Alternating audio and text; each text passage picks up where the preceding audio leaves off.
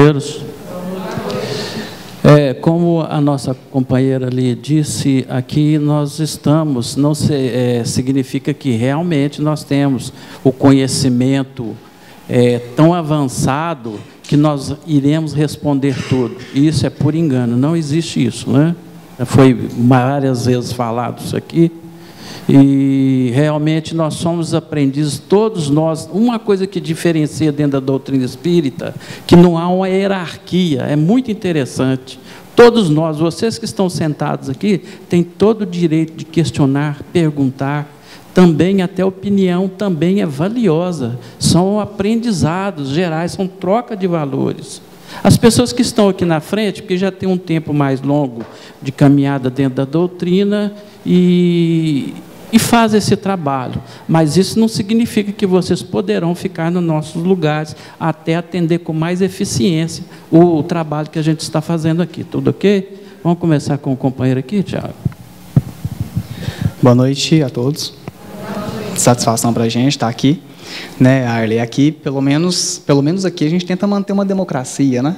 Então vocês podem questionar. Se com o tempo também quiserem vir aqui falar, né, a gente está aqui para esclarecer e para ser esclarecido. Primeira pergunta: por que nunca foi falado a vida pessoal de Jesus ou de Chico Xavier? Isso seria irrelevante ou tiraria o foco do objetivo deles? Olha, tem muita coisa produzida, né?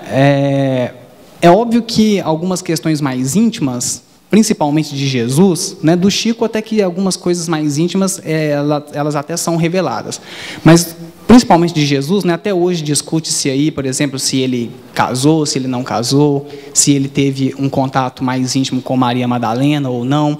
Então, assim, tem algumas dessas discussões, mas apesar disso, tem muita coisa produzida, né? Nós sabemos muita coisa deles, né? Jesus, provavelmente nós não sabemos detalhados. Porque você disse aqui, olha, por que seria irrelevante? Não, porque no momento de construção da Bíblia, né, que foi construída ali, foi escrita a maior parte dos evangelhos 70, 80 anos depois de Jesus, né, e até pelas pessoas que muitas delas nem conviveram diretamente com Jesus, né? Por isso que se fala, olha, Evangelho segundo Mateus, ou seja, segundo o que Mateus falava de Jesus, está aqui. Por isso que a gente fala isso, porque grande parte deles nem foi. O Mateus, é lógico que ele escreveu muita coisa, mas disso que chegou para a gente, que está tudo no evangelho dele, nem tudo foi contado por ele, nem tudo foi escrito por ele, aliás. Foram histórias que foram se passando, né? Então tem muita coisa também que se perdeu. A gente sabe que todo o processo de tradução, né, de uma escrita se perde. Aqui você pode fazer esse exercício, você pega um filme para ver, hoje, 2016, você pega um filme para ver, em inglês, por exemplo, coloca lá assim, legendado e dublado ao mesmo tempo. Você vai ver a diferença enorme que tem, às vezes dependendo do tradutor, hoje. Então imagina a Bíblia, que foi falada primeiro ali em outras línguas, foi se passando, passou para o grego, depois passou para o espanhol, para depois passar para o português, né? O João Ferreira de Almeida pegou um escrito ainda em espanhol para passar para o português. Então, esse processo de tradução, muita coisa se perde, muita coisa se altera. Então, por isso, talvez nós não saibamos tão aprofundadamente assim sobre Jesus, né? Mas o que a gente sabe? Depois ali por volta dos seus 13 anos, né, ele tem o seu bar mitzvah, provavelmente, e depois disso ele vai auxiliar seu pai, né? A gente tem as bibliografias secundárias que nos fala sobre isso. Então você pode pegar Chico Xavier, por exemplo, você pode pegar a Boa Nova, do Humberto Campos, você pode pegar Jesus no Lar, do Neio Lúcio, que eram cafés filosóficos que eles faziam com Jesus. Então Jesus ia lá para a casa da sogra de Pedro, eles sentavam, faziam um lanche, e Jesus contava uma história. E isso são os livros. Jesus no Lar. Tem um livro que fala bastante de Jesus também, antes de como é que se deu isso. O próprio Boa Nova, do Humberto Campos. Tá? Então, sabemos, tem muita coisa que a gente sabe também através da doutrina espírita.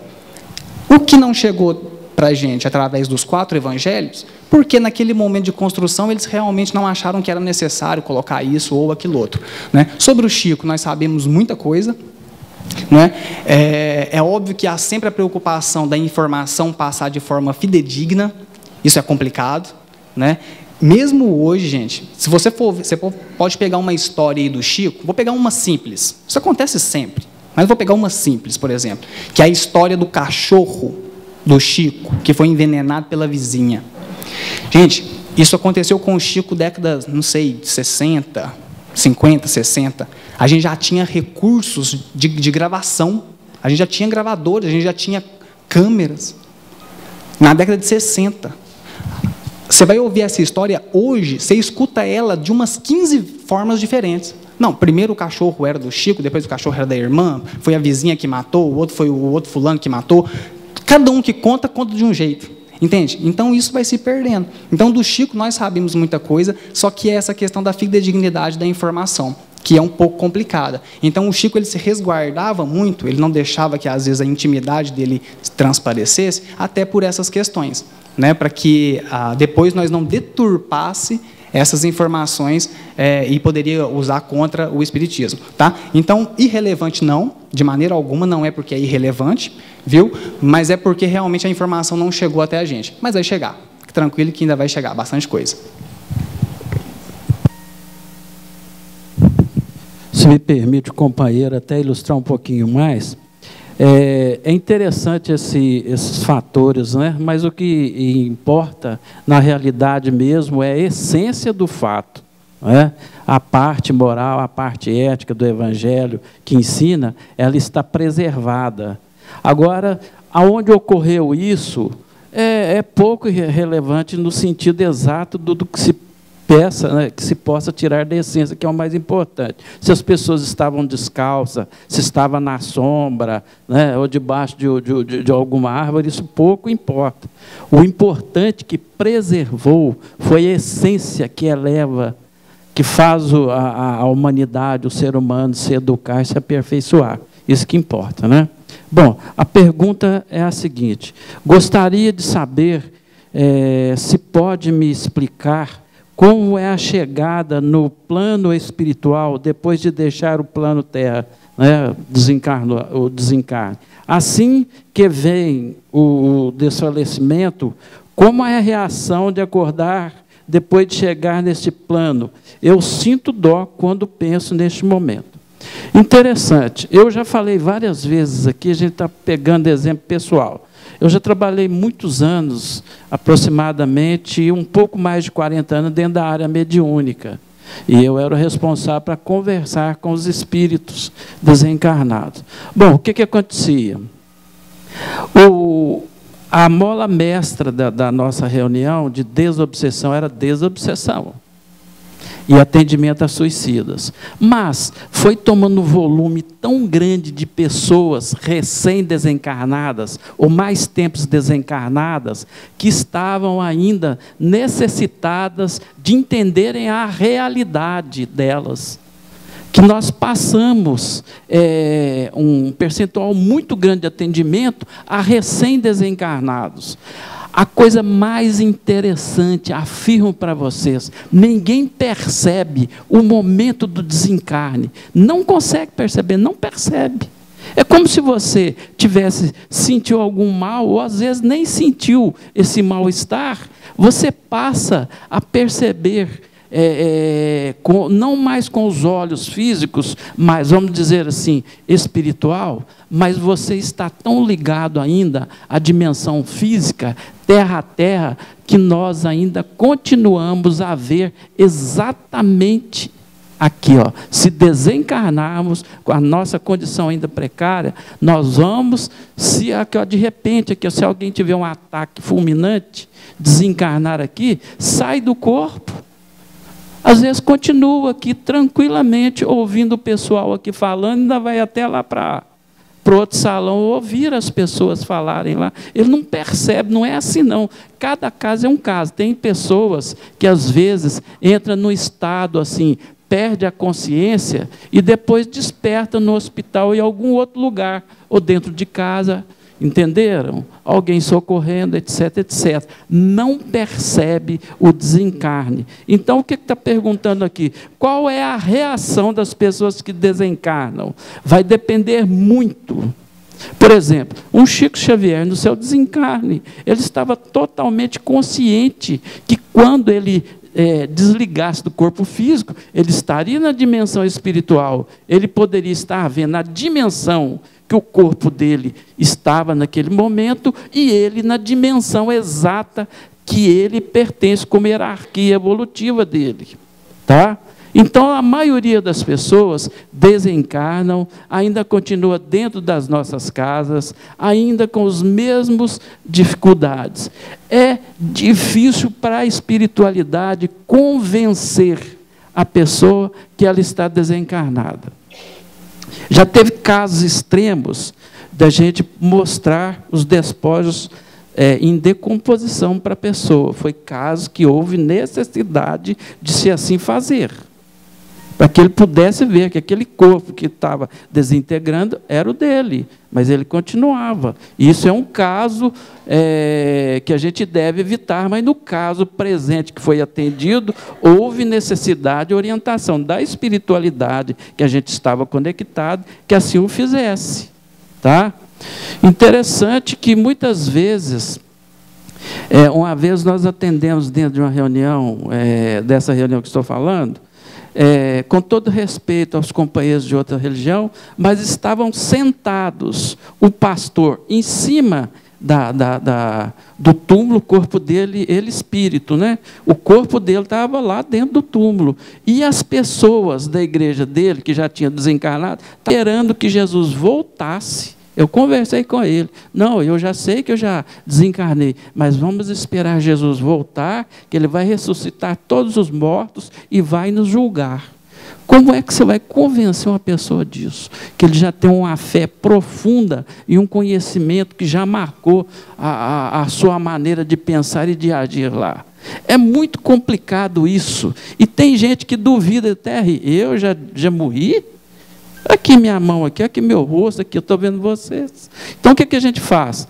Às vezes traz um parente que ele viu desencarnando, ele entra lá e, o que você me fala? Não, vocês estão pondo um sócio aqui, né, um parecido com ele, não. Aí começa a conversar com ele, vem a mãe, vem o pai, parentes mais próximos, começa a conversar. Tá? É desse jeito. Mas, de novo, é raro a pessoa que percebe que está desencarnando. Todos os dias, quando nós levantamos pela manhã, depois de dormir à noite, levantamos, é a mesma coisa. Daquele jeito, dessa mesma forma. Deitou, dormiu, acordou. Todos os dias nós temos essa morte aparente, né? É mais ou menos desse jeito. Fiquem tranquilos, calmos, sossegados. Não dói, tá? Não dói. Ok? Boa noite, pessoal. A pergunta é assim: bem sabemos que o espírito reencarnado traz consigo faculdades que precisam ser relembradas. Como se deu com Jesus? Ele precisou relembrar ou desde criança já se mostrou como Cristo? Olha, essa lembrança não é uma lembrança como a gente imagina, porque essa lembrança, na verdade, é uma lembrança dentro daquilo que o Livro dos Espíritos coloca como sendo as aptidões naturais. Essas nossas aptidões naturais seriam um reflexo das nossas experiências do passado. Ou as nossas aptidões naturais, ou também as nossas predisposições mórbidas, né, que é as nossas imperfeições. Então, assim, é uma lembrança que se reflete através de uma inclinação. Não é uma lembrança objetiva, que eu me lembro exatamente como eu fui no passado, a minha missão. Não, é uma inclinação que, a partir daquela inclinação, eu posso deduzir mais ou menos, de uma maneira acertada, o tipo de experiência que eu tive. Agora, é claro que em determinadas ocasiões, a lembrança objetiva ela é possível, mas cumprindo determinada finalidade. Então, com Jesus, essa lembrança, né, como Jesus já era um espírito preparado, né, já era um espírito assim puro, né? A lembrança para ele era de uma maneira nítida, né? Dele como espírito que já tinha atingido um grau de elevação, né? Que esses bloqueios do esquecimento não fazem mais sentido para ele, porque o esquecimento do passado é uma realidade somente para espíritos que ainda precisam desse esquecimento como sendo uma proteção para a continuidade evolutiva dele. Quando ele já não precisa desses mecanismos de esquecimento do passado, ele reencarna com uma memória mais integral. Com uma memória mais integral. Então, o Cristo ele já encarnou, né, com essa memória integral. Né? Então, assim, essa lembrança que a gente traz, ela é através das aptidões que a gente tem. E daí a gente pode tirar muitas conclusões. Uma criança, por exemplo, que aos 7 anos de idade, ela já pega um piano e toca um piano perfeitamente, ou então já liga um computador e sabe mexer, coloca os pais no chinelinho, né? Então, essa criança, você já pode deduzir logicamente que esse espírito em tenridade, apresentando essas qualidades, teve experiências no passado que correspondiam a essa facilidade que ele tem. Então, a lembrança que se dá é através dessa dedução lógica, na maioria das vezes. Agora, existem também, né, eu repito novamente, dependendo de alguma finalidade específica, que a pessoa reencarna com flashes mais nítidos de experiências passadas. Alguns pesquisadores eles falam que essa lembrança mais nítida, ela se dá quando o período entre vidas, que é o que se denomina também de erraticidade, ele é mais curto. Então, quanto mais curto é esse período entre vidas, mais nitidez nós trazemos da nossa lembrança do passado. Tá?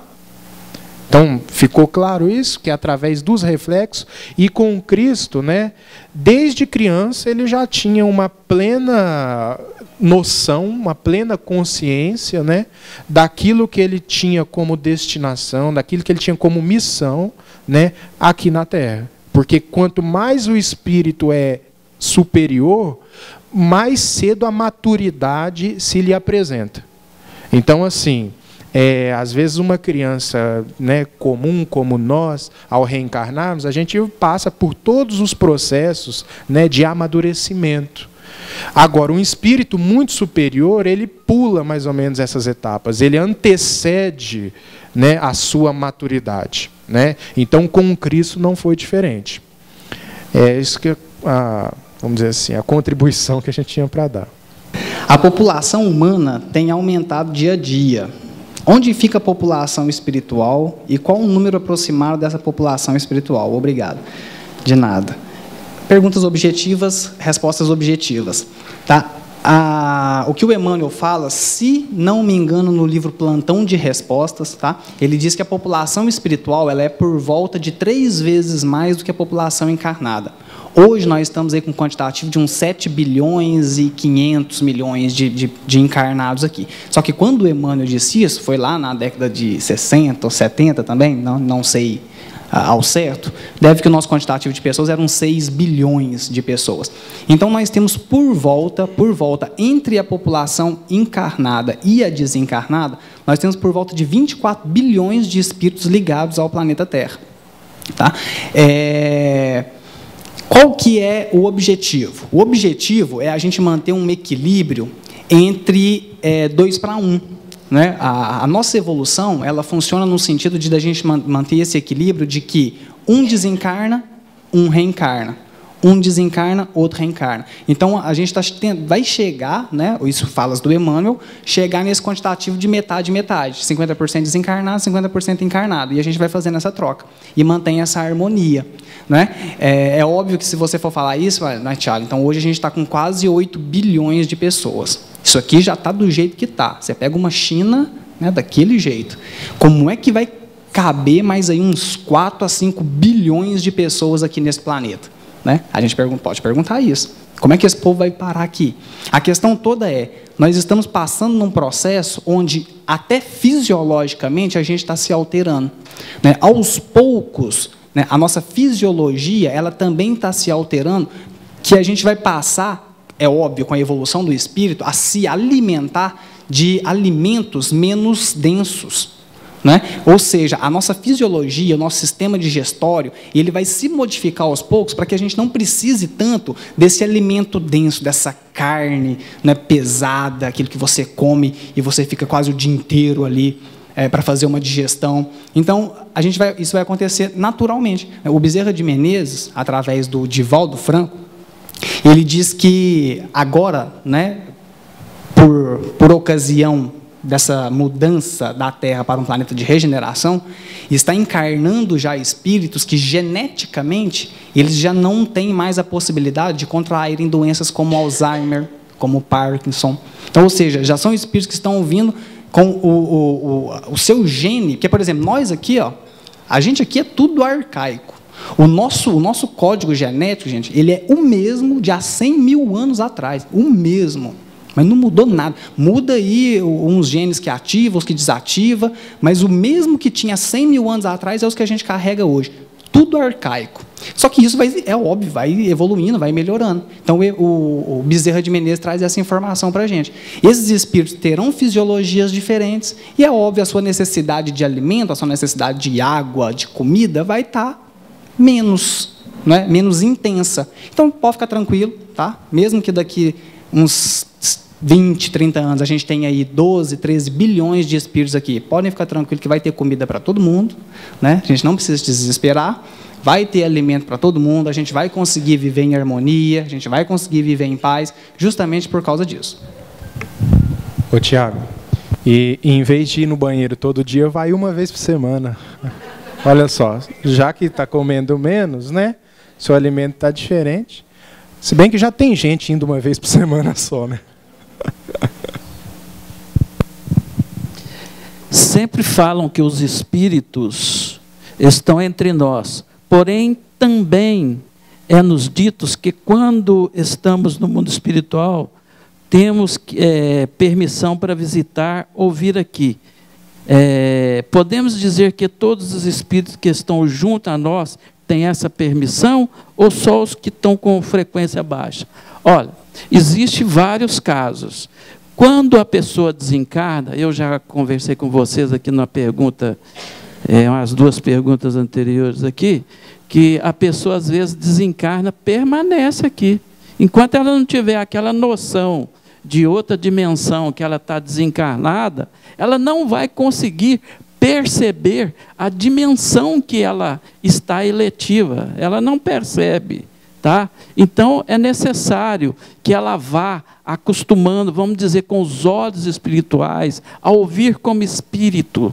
Interessante, para vocês terem uma ideia, o espírito, nós que somos encarnados, nós percebemos a sensação de percepção, por exemplo, da luz. É necessário que uma fonte de luz bata em um objeto e essa luz que bateu nesse objeto venha em direção aos olhos físicos para se perceber, tá?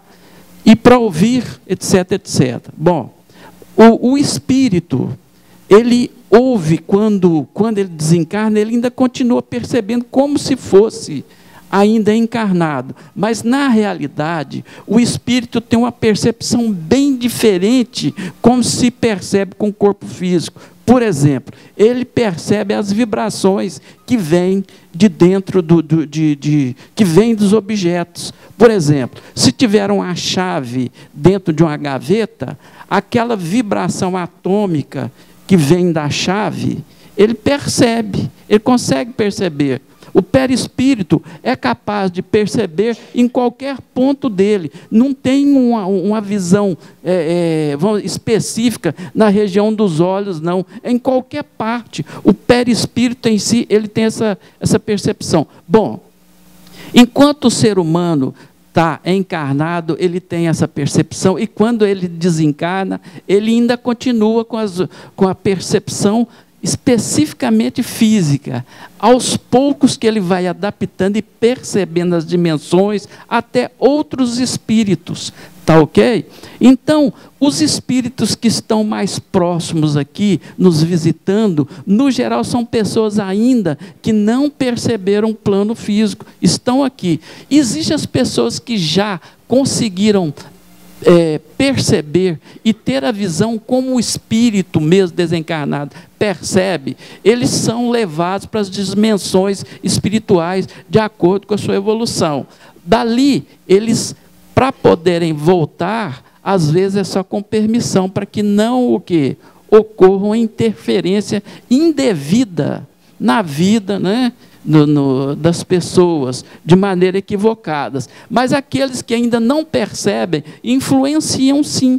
Então tem esses dois tipos de percepção. Aquele que desencarnou e não percebe, fica aqui, fica dentro da nossa casa, no meio da rua, etc, etc. Estão aí. E aqueles que já perceberam, já foram para outras dimensões, cidades espirituais, colônias espirituais, que dali, para poder vir cá, terão que ter o quê? Uma orientação espiritual de pessoas lá que assessoram, né, a sua permanência no plano espiritual e são educados por esses mentores. Ali vai ter que ter uma permissão, sim. Como fazer quando um doente físico e espiritual recusa tratamento? Bom, esse doente está precisando de mais ajuda ainda, né? Já que é um doente físico e espiritual e recusando tratamento, então precisa de um tratamento dobrado. Mas, na verdade, precisa de um auxílio dobrado, né? Mas a gente tem que considerar que todos nós somos um pouco doentes, né? Espiritualmente falando. Todos nós estamos em busca de tratamento espiritual, de reabilitação. Agora, é claro que quando a pessoa da qual você percebe estar inserida em um processo mais grave de perturbação espiritual, de desajuste orgânico, se recusa a ajuda, eu acho que não existe outro mecanismo que senão aquele apelo à prece, né? Senão aquele apelo à oração e que, de certa forma, o beneficiará. Eu remeto vocês ao primeiro capítulo, à leitura do primeiro capítulo do livro Entre a Terra e o Céu, de André Luiz, capítulo intitulado Em Torno da Prece, em que há uma palestra inicial em que se fala que nenhuma oração ela é perdida, nenhuma oração ela não é aproveitada de certo modo em benefício àquele que você está direcionando. Por mais que aquele não tenha merecimento, de certa forma aquelas energias não se perdem. De certa forma, elas são aproveitadas pela espiritualidade. Então, quando a pessoa se recusa, né, ao tratamento, talvez se você insista, você gere mais problemas ainda, porque aí você vai estar agredindo a individualidade dela. Se ela está recusando o tratamento, você deve se recolher à prece e esperar, através de uma vivência dentro daqueles parâmetros do bom senso, as aberturas que ela vai te dando, para a partir dessas aberturas você poder atuar com maior incidência. Então, respeite a pessoa que não quer ajuda, mas não deixe de cumprir aquilo que você pode fazer em favor dela, que é a oração, que é a prece em benefício dele. Porque chega uma hora em que esse que está recusando ajuda, um momento chega em que ele não aguenta mais. Que aí ele procura, né, de uma forma até desesperada, mas ele chega, uma hora a dor bate de tal forma que ele se levanta do lugar. Eu já até contei essa historinha aqui, eu acho que se encaixa bem nessa pergunta aqui, que tinha um senhor que foi abastecer o carro, né, no posto, e ele chegou lá no posto de gasolina e ele se deparou com um cachorro, né, deitado, chorando, e o cachorro chorava, e o cachorro uivava, deitado num canto da parede. Ele vira para o frentista e fala assim: mas por que aquele cachorro está ali deitado, latindo desse jeito, chorando, uivando? Parece que está sentindo dor. Aí o frentista respondeu assim: mas ele está sentindo dor, ele está deitado sobre um prego. Aí ele falou assim: mas que cachorro idiota, né? Se ele está deitado sobre um prego, por que ele não se levanta desse prego? Aí o frentista muito sabiamente respondeu, porque está doendo ao ponto dele chorar. Quando doer ao ponto dele levantar, ele levanta. Não tem ninguém lá segurando ele. Né? Então, às vezes, a pessoa está com uma problemática espiritual agravada, né? E muitas vezes essa problemática refletindo no físico, né? E ela está igual o cachorro deitado sobre o prego. Chorando, chorando, chorando, mas não quer levantar. Chega uma hora que essa dor faz levantar. Sabe? Chega uma hora que essa dor faz levantar. Porque ninguém pode adiar o progresso, a evolução.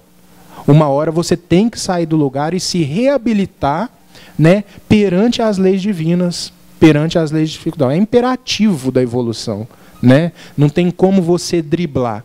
Então, mais cedo ou mais tarde, você vai ter que procurar ajuda. Talvez de uma maneira muito mais complicada do que o atual momento que você se encontre, infelizmente. Né?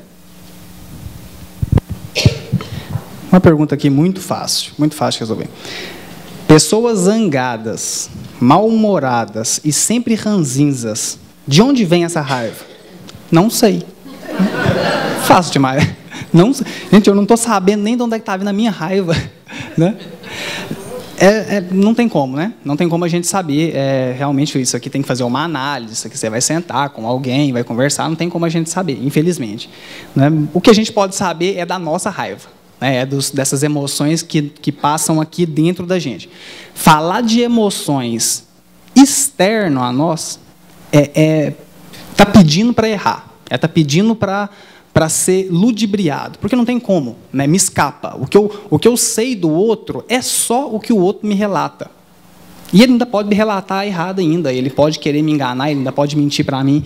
Então, o que eu consigo apreender do outro ainda é isso que ele vem relatar para mim. Né? Mas, além disso, a gente não consegue ir. Né? Se você souber da raiva que está dentro de você, já é muito.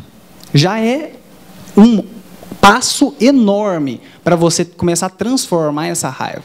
Né? Mas chegar nesse ponto é complicado, porque isso significa que você vai ter que jogar luz sobre os processos inconscientes que te norteiam. Sabe? Muitas vezes a gente não joga. Muitas vezes a gente não quer nem saber. A gente está sentindo a raiva, mas a gente não quer saber de onde é que vem aquilo. Porque a gente sabe que se a gente for escarafunchando, só tem um motivo de eu sentir aquela raiva.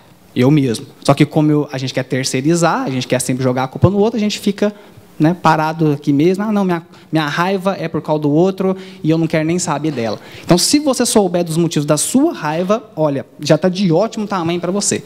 Né? Muitas vezes a gente não sabe. Esses dias eu estava na fila ali, da lotérica, e de repente eu me vi pegando o capacete e batendo assim, porque eu queria que andasse depressa. Na hora que eu vi o que eu estava fazendo, eu falei assim, mas de onde é que está vindo isso? Não sei. Aí tive que fazer uma autoanálise. Né? Ou quando eu sentei para ver o UFC, até hoje eu vi uma luta até hoje na minha vida de UFC. Anderson Silva e um rapaz lá. Nem sei o nome. De repente eu estava vendo a luta e eu me peguei dando murro assim. E estou dando murro, dando um chute. Eu pensei, gente, de onde é que está vindo isso? É uma raiva que a gente sente. E eu pensei, mas de onde é que está vindo isso? Racionalmente. Então o sujeito tem que parar e fazer uma autoanálise para ele entender isso. Né? Via de regra, aí você pode falar assim, ah, Tiago, então tá. Mas o que os psicólogos falam? O pessoal que senta e vai analisar. Eles têm uma média populacional de onde é que vem essa raiva? Tem. Aí já é outra história. Né? Você tem um camarada chamado David Viscotti, ele escreveu um livrinho chamado Linguagem dos Sentimentos. Interessantíssimo. Pequenininho, numa sentada você lê, e ele explica essa dinâmica do sentimento. Ele fala o seguinte, ele parte do princípio que nós queremos amar. O ser humano ele é um poço de candura, né? Mesmo aquele camarada que está com a cara fechada, né? Um semblante fechado, mesmo assim, por dentro ele é um poço de candura, só quer amar, nada mais. Então ele parte desse princípio. Só que, quando eu tenho que amar alguém, e se eu fico impossibilitado de amar, eu começo a sentir medo. Porque o medo vem da possibilidade de perder o objeto amado. Quando eu sinto medo, e eu parto para a raiva, porque eu não quero perder o objeto amado. Então, o exemplo é o seguinte, um pai, o filho dele vira e fala assim, pai, estou saindo. E o pai ama aquele menino, e ele não quer que ele saia. É 11 horas da noite, numa sexta, e o pai não quer que o menino saia. Só que o pai não sabe externalizar isso. Então, ele chega e fala assim, mas você vai sair de novo. Aí ele vai para a raiva. Porque o amor levou ele ao medo de não querer perder o filho. Só que como ele não sabe lidar com isso, ele vai para a raiva. Então ele briga. Mas de novo você vai sair? Mas todo final de semana agora é assim? Raiva. Só que a raiva, na hora que ele para e ele vai pensar, leva ele no sentimento de culpa. Porque ele está sentindo raiva de algo que ele ama.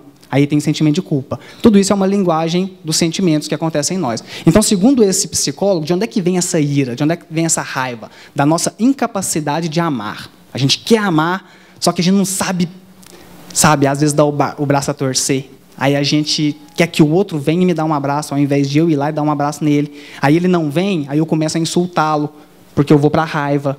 Entende? Então, dessa nossa incapacidade de amar, aí a gente sente raiva. Porque eu posso virar para você e falar assim, ô meu amigo, você, vamos supor que eu faço uma pergunta genérica. Quem aqui é inimigo, né, inimigo mesmo, sente raiva, do João Antônio Felisbino?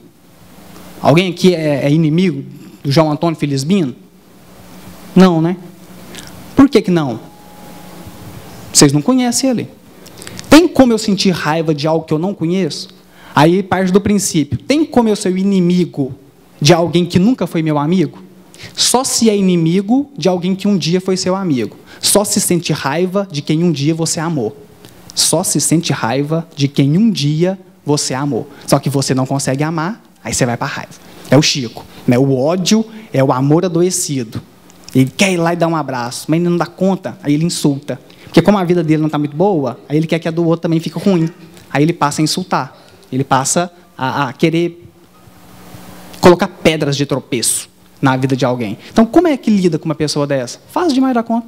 Se nós já sabemos que no íntimo dela, elas querem amar, na hora que alguém começar a vir te insultar, você dá um sorriso, vai lá, vem cá, deixa eu te dar um abraço. Dá um abracinho, dá um beijinho no rosto dela, fala assim, senta aqui, passa a mão na cabecinha, conta para mim, o que está acontecendo aí dentro? Não, mas desmonta na hora, mas desmonta assim, ó. Você vê marmanjo de 2 metros de altura, que as lágrimas começam a descer, que a gente faz atendimento fraterno, né? O camarada às vezes chega naquela, por que fez isso comigo e que não sei o que tem, naquela raiva. Chega no meio da conversa, o camarada já está debulhando em lágrimas. Porque no fundo, todos nós queremos amar. Quando uma pessoa desencarna e os entes queridos não conseguem sair do luto e permanecem chorando por muito tempo, isso pode atrapalhar o processo evolutivo do desencarnado? Bom, vou começar com uma historinha aqui. Pode ter certeza que atrapalha sim, e muito. Eu fui com um companheiro, desencarnou um rapazinho muito novo, e eu fui acompanhando um colega meu, que nem espírita é. Nós fomos lá, fui com ele para visitar a família lá no velório, e o clima estava muito pesado, porque o constrangimento, né, vamos dizer assim, foi tão repentina. Esse rapazinho, esse adolescente, ele afogou. Foi uma coisa que ninguém esperava. Então a família é muito triste, chorando, lamentando, os vizinhos. O clima estava horrível. Esse colega meu, que nem é espírita, eu percebi que algo influenciou ele. Um espírito, naquele instante, influenciou esse companheiro. Sabe o que ele fez? Pegou a tampa do caixão, dirigiu ao caixão, aferrolhou, né? Fechou, e o pessoal pensando, até os pais, espera aí, vai começar a sair? O pessoal saiu de fora do coisa, os pais ficaram olhando assim, sem entender, e as pessoas que estavam visitando ali no velório saíram já para entrar para os carros.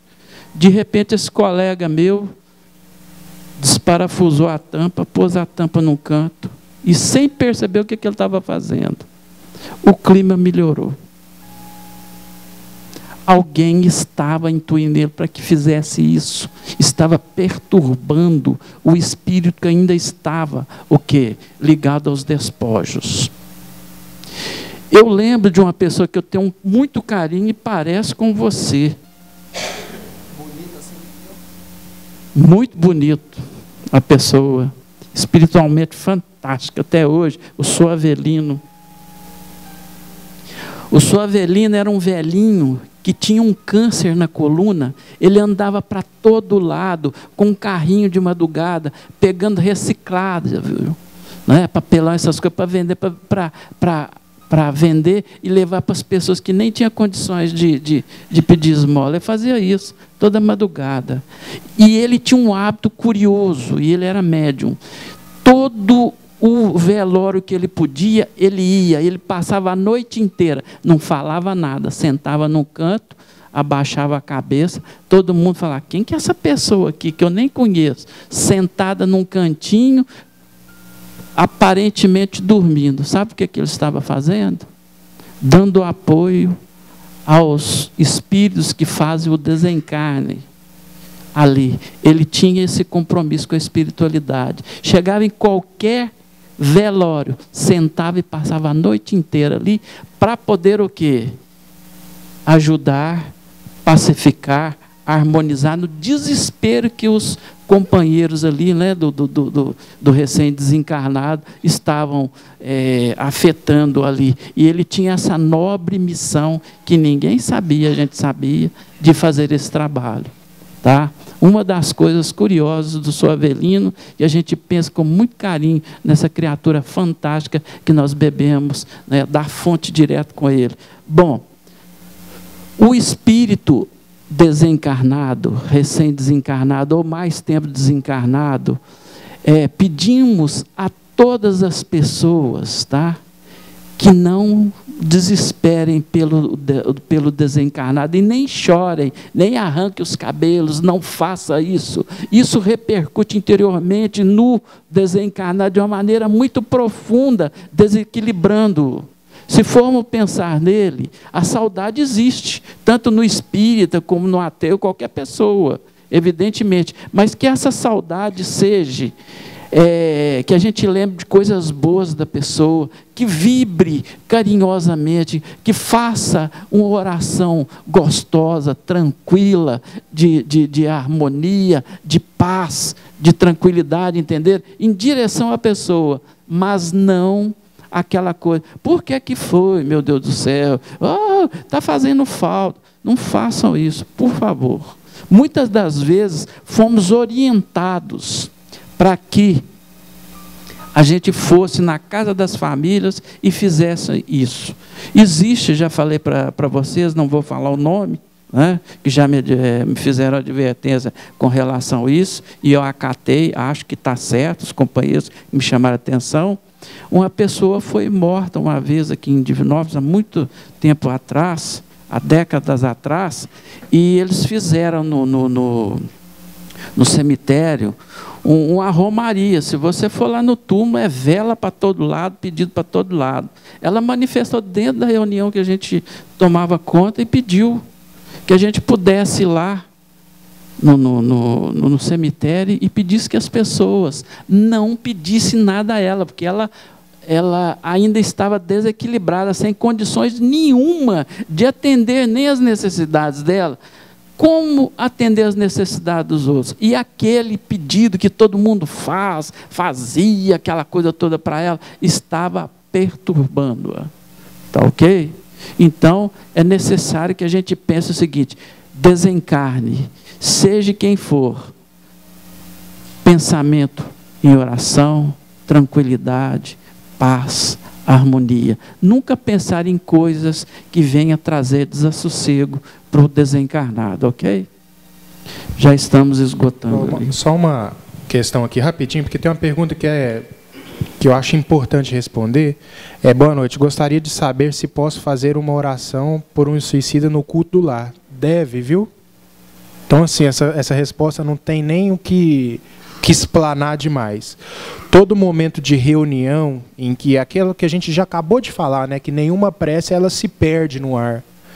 Todos os nossos pensamentos positivos emanados para alguém, de certa forma, eles são utilizados pela espiritualidade em benefício àqueles do qual a gente está direcionando. E uma outra pergunta, que ela é alvo de muito falta de entendimento do nosso movimento espírita, é que diz assim: todo espírito desencarnado tem que passar pelo umbral? não é que tem que passar, está no umbral, entende? Se você está no umbral, você já está no umbral. Se você não está no umbral, você não está no umbral, mesmo estando encarnado. Porque o umbral é um estado interior, sabe? De desarmonia, de desassossego. O plano espiritual só te atrai para uma região que reflete a sua intimidade. Mas essa intimidade, ela pode ser característica sua aqui. Então, esse umbral, não é que você vai para o umbral quando você desencarnar. Muitas vezes você já está no umbral, aqui, no plano físico, né? Então, não tenha medo de ir para o umbral, porque se tiver no umbral, você já está. Olha só, você não vai desencarnar e ir, você já está no umbral, né? E agora a gente tem que considerar o seguinte, a Terra é uma dimensão considerada umbralina, nosso lar é uma dimensão umbralina, né? Então, mesmo se você desencarnar, né, e for para nosso lar, eu falo nosso lar entre aspas, né? Porque nosso lar é o que todo mundo conhece, como uma cidade espiritual, né?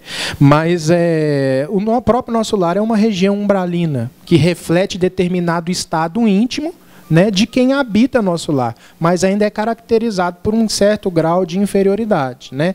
Se você não quer estar no umbral, né, você tem que se renovar intimamente, porque mesmo estando aqui, mesmo estando na região umbralina, no plano espiritual, você não vai estar lá.